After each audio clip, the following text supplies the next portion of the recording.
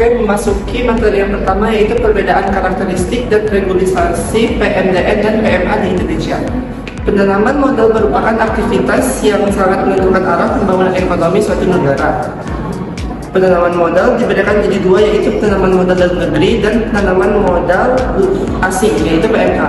Keduanya diatur dalam Undang-Undang Nomor 25 Tahun 2007 tentang penanaman modal yang berlaku menyeluruh pada seluruh kegiatan investasi di berbagai sektor. Salah satu perbedaan utama antara PMDN dan PMA adalah dalam bentuk badan hukum. PMDN termasuk hukum perusahaan perseorangan, sementara itu PMA wajib dalam bentuk perseorangan terbatas atau PT, yang tunduk pada hukum Indonesia dan berkedudukan di Indonesia.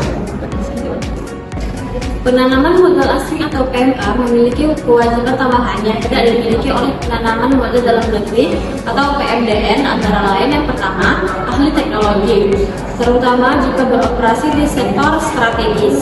Yang kedua, penggunaan tenaga kerja lokal dengan tetap dapat memperkerjakan tenaga kerja asing secara terbatas dan wajib memiliki RPTKA dan IMTA. Yang ketiga, kewajiban Corporate Social Responsibility atau CSR yang berlaku bagi semua bentuk penanaman modal, tetapi pengawasan terhadap PMA cenderung lebih ketat. Pengaruh penanaman modal terhadap pembangunan ekonomi nasional. Menurut Dani Suwakaharjono, penanaman modal merupakan sarana pemupukan modal yang secara langsung mendorong pertumbuhan ekonomi bangsa Indonesia. Investasi bukan hanya menambah kapasitas produksi nasional, tetapi juga menciptakan efek ganda terhadap sektor-sektor lain seperti perdagangan, tenaga kerja, pendidikan, dan infrastruktur. Kontribusi terhadap pertumbuhan ekonomi yang pertama ada penanaman modal, mendukung peningkatan produk domestik bruto atau PDB. Semakin besar volume investasi yang masuk, semakin tinggi nilai produksi barang dan jasa yang dihasilkan di dalam negeri. Hal ini terjadi karena investasi biasanya mengarah pada pembangunan pabrik, perluasan usaha, dan kegiatan produktif lainnya. Yang kedua ada penanaman modal, khususnya PMA, membuka akses terhadap pasar internasional. Perusahaan asing yang beroperasi di Indonesia membawa jejaring distribusi global yang memungkinkan produk lokal untuk menembus pasar ekspor. Penciptaan lapangan kerja dan transfer teknologi. Investasi juga berdampak besar terhadap penciptaan lapangan kerja, PMDN, dan PMA. Menyerap tenaga kerja lokal baik pada level kasar, terampil hingga manajerial. Dengan meningkatnya serapan tenaga kerja, angka pengangguran nasional dapat ditekan dan daya beli masyarakat meningkat. Efek multipilar dan infrastruktur. Kegiatan investasi memiliki efek berantai atau multiplier efek terhadap sektor ekonomi lainnya. Misalnya pembangunan kawasan industri, mendorong tumbuhnya usaha kecil dan menengah atau UMKM di sekitar lokasi tersebut.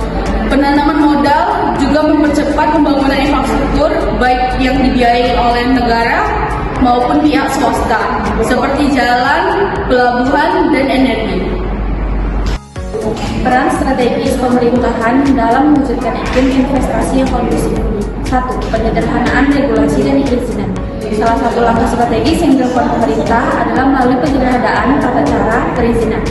Hal ini bertujuan untuk meningkatkan kemudahan berusaha dan mengurangi hambatan birokrasi yang selama ini menjadi penghalang utama investor. Kedua, fasilitas dan intensi penanaman modal. Pemerintah memberikan berbagai fasilitas dan insentif fiskal maupun non-fiskal kepada penanam modal yang memenuhi kriteria tertentu sebagaimana diatur dalam pasal 14 ayat 3 Undang-Undang Nomor 25 Tahun 2007. Fasilitas ini diberikan kepada investor yang menyerap banyak tenaga kerja, melakukan ahli teknologi, mengembangkan industri pionir, beroperasi di daerah tertinggal atau perbatasan, menjaga kelestarian lingkungan hidup. Lanjut, peran strategis pemerintahan dalam mewujudkan iklim investasi yang terbuka. Fungsi koordinatif dan promosi BKPM. BKPM berperan sebagai lembaga koordinasi nasional yang berada langsung di bawah Presiden. Tujuannya antara lain menyusun dan mengkoordinasikan kebijakan nasional penanaman nasional, lalu melaksanakan promosi investasi dalam luar negeri, dan memberikan pelayanan perizinan fasilitas. Lalu Dan terakhir, mengatasi hambatan dan konflik yang dihadapi investor. Lalu selanjutnya, membangun kepastian hukum dan perlindungan investor. Pemerintah juga bertanggung jawab dalam menjamin adanya kepastian hukum, transportasi prosedur, dan perlindungan hak investor. Penegakan hukum yang efektif, penyelesaian sengketa yang adil, serta jaminan keamanan investasi merupakan syarat utama yang terus diupayakan agar iklim investasi Indonesia tetap kompetitif. Baik, terakhir adalah kesimpulan dan saran dari materi yang telah kami bacakan.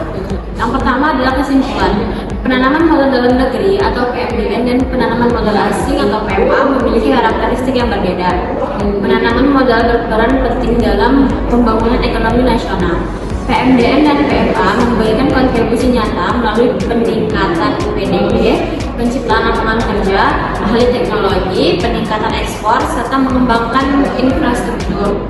Pemerintah memegang peran strategis dalam menciptakan iklim investasi yang kondusif. Lanjut dengan saran, yang pertama, pemerintah perlu terus menyempurnakan kebijakan dan regulasi yang membedakan PMDN dan PMA.